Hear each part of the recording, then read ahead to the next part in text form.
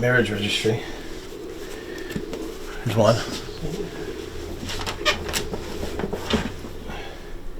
Baptismal registry. Nice. Here, let's go over here. In good shape. 1875, 1887. So this would have all been written by Father McGivney? Yeah. That's the signature there, maybe. Let's see. Yeah, McGivney, yeah. McGivney right here.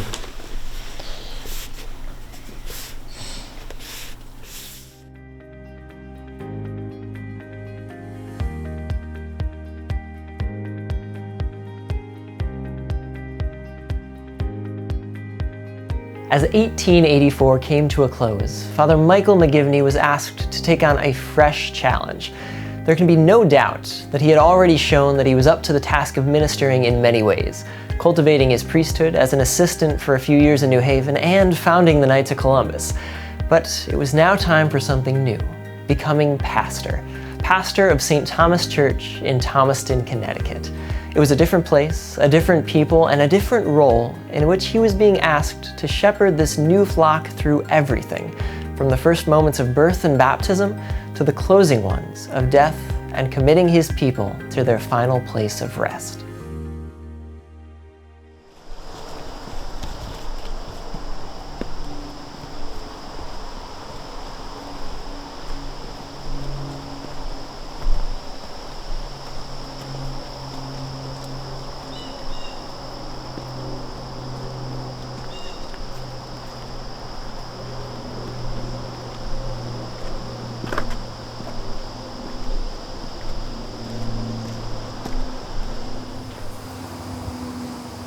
So back at the time of Father McGivney, this was the way that he would have entered the cemetery. This is a road coming up from Prospect Street, and the horse and buggy would have come up this way. There was only one entrance into the cemetery at that time. And then Father McGivney would have walked these steps into the cemetery, the lower section of the cemetery. So he would have held this handrail, his feet would have touched these very steps. And the horse and buggy would have continued up the road here through the woods and entered the cemetery, but this would have been the way that Father McGivney would have traveled very frequently. There are many graves in the cemetery between 1884 and 1890 when he was here, so it's very easy to determine who it was that he baptized and who it was that he buried. Father McGivney was here 1894. He served in the parish community of St. Thomas, or Thomaston, and he was here for 6 years, and he had a lot of responsibility as far as taking care of the pastoral needs here in Thomaston. Thomaston was growing at that time. We had the Seth Clock Museum, or Seth Clock factory down the street. A lot of manufacturing was done here at that time with clocks. And he was also assigned to a little mission church up in Terryville, Immaculate Conception, where that church was just newly built right around 1884-ish, right around the same time he got assigned here. So he was assigned here, and he would travel from here up the hill of Route 6 going to Terryville to have Mass here, have Mass up there, minister to the people. Terryville is a new Catholic community up in Plymouth.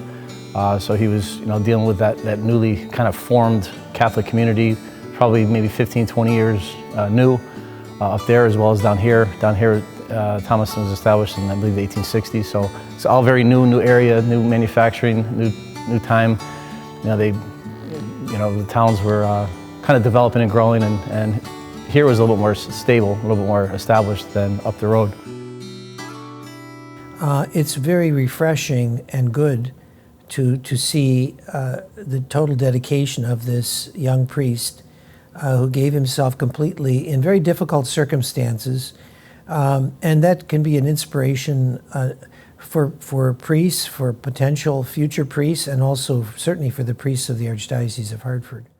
Father Michael J. McGivney had this dual role. He was he never stopped being a parish priest, and he founded an influential organization, the Knights of Columbus, and that he remained, I think that was the nugget, that he remained a parish priest. He didn't, it's a fascinating aspect of his founding, actually, is that anybody else would have said, okay, well now I'm the head of this giant organization and we're doing this and we're doing that and we're over there.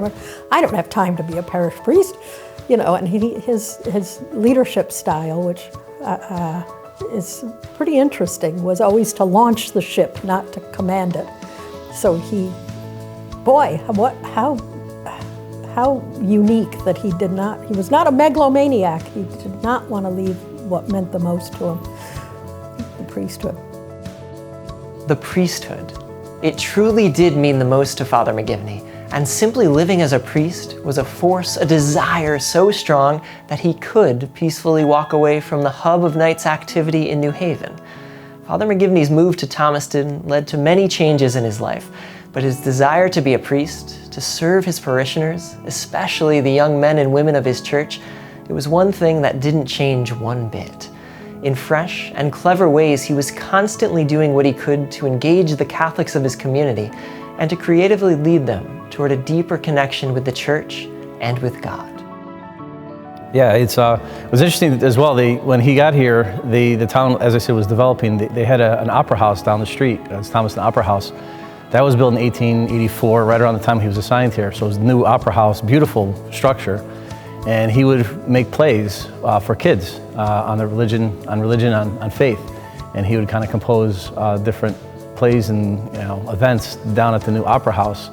And it was just kind of a neat connection that the opera house is still down there and still kind of intact as it was, when he was alive. But he really became part of the community, and Catholic faith continued to develop. And I'm here 100-something years later, and hopefully have some impact on the people here. Probably not like he did, but but certainly, it's obviously big shoes to fill.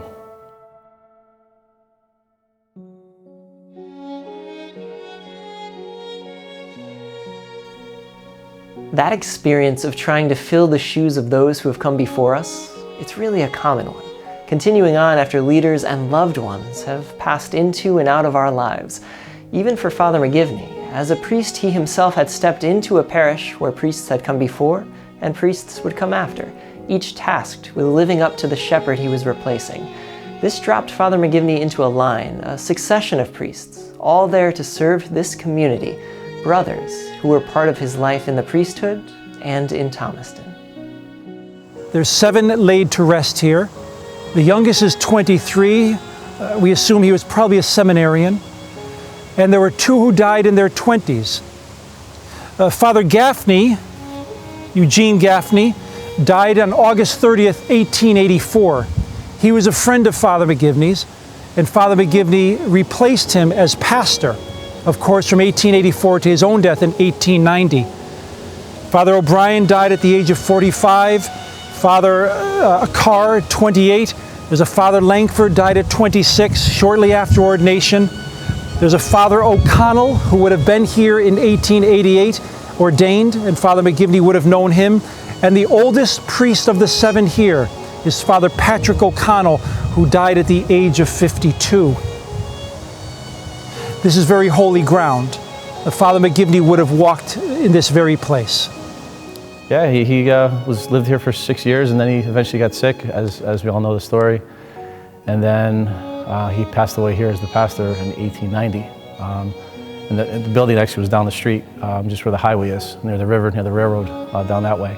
But when they made advancements in transportation, and the church was too small, I think it was like in a flood zone as well, they tore that church down and then built this one after he had passed away. So we're here in Thomaston. I'm actually standing on the very railroad tracks that would have been here at the time of Father McGivney. This is the train station, still used today, although not commercially, more for recreational purposes. But this is the very train station that would have been here in the time of Father McGivney. Of course, at that time, that was the preferred way of transportation. We are near the woods, and this is where the rectory would have been. The angle that I'm pointing, almost directly across from the train station. So it would have been very close proximity for the people to come and worship here. We're in the downtown area of Thomaston.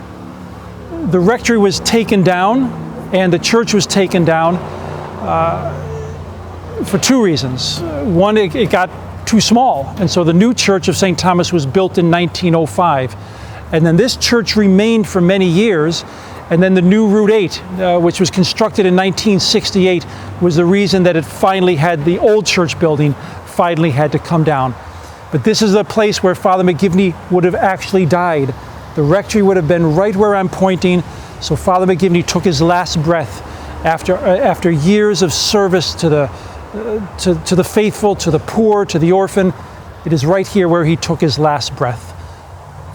You know, if you look at the calendar of saints, I always take a little side interest whenever they note their age when they died.